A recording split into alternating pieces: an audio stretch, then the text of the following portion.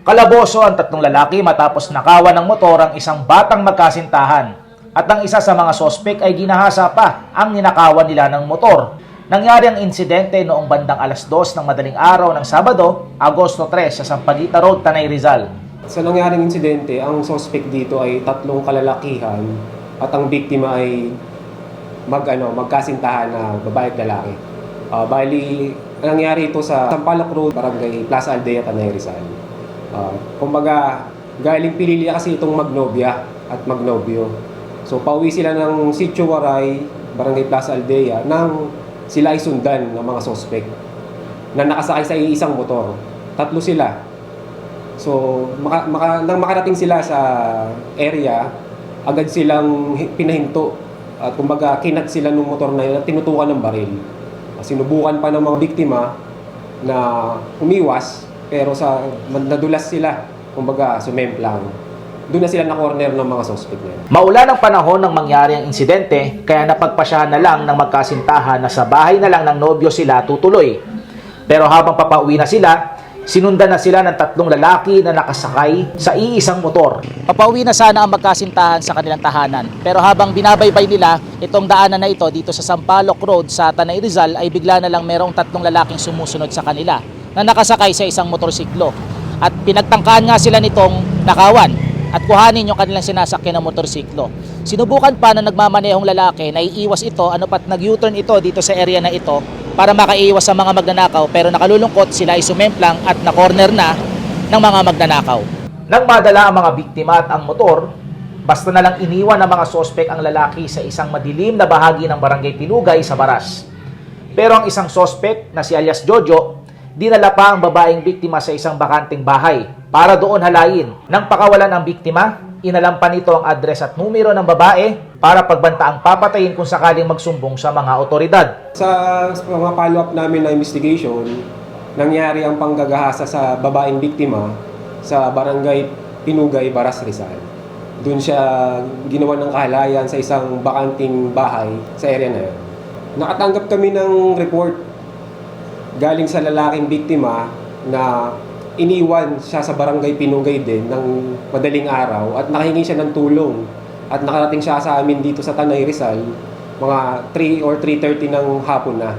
So agad kaming nagkandak ng operation at noong August 3 nakatanggap kami ng information na namataan ng mga suspect na papunta ng Pililya, Rizal na sa swerte nga at kilala yung motor na gamit nila habang bumabaybay papuntang Pililya, Rizal, at nakipagtulungan kami sa mga miyembro ng Provincial Intelligence Unit at ng mga Tanay MPS personnel na doon namin nakuha ang dalawang suspect na positibong tinuro ng biktimang lalaki.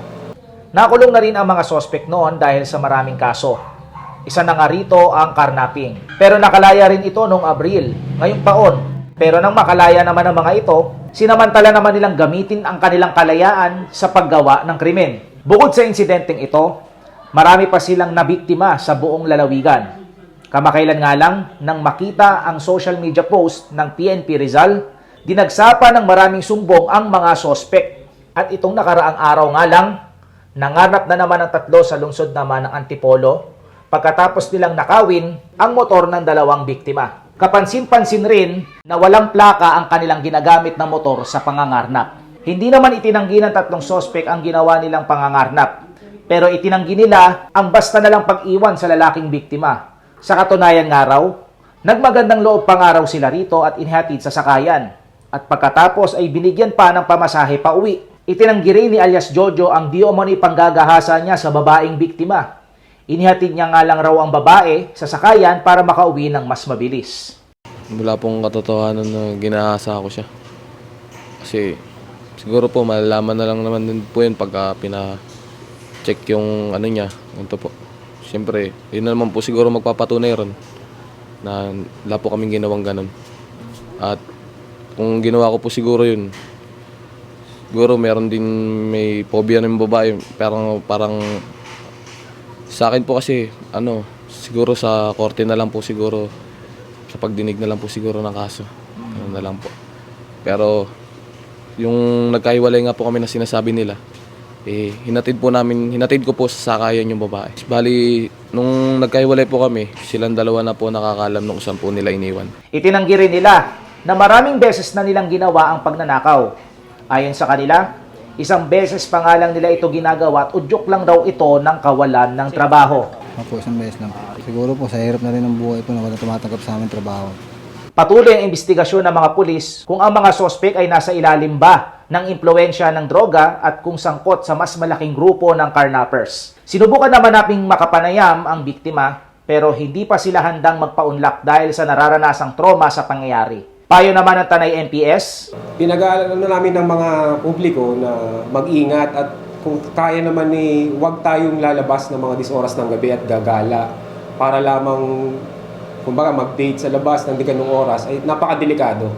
Lalo na may mga masasamang loob na gumagala talaga dyan sa area na yan, at sa mga madidilim na lugar. At kung may mangyaring insidente, huwag kayo magtabiling tumawag o humingi ng tulong sa mga kapulisan para masakote ang mga ganyang kriminal.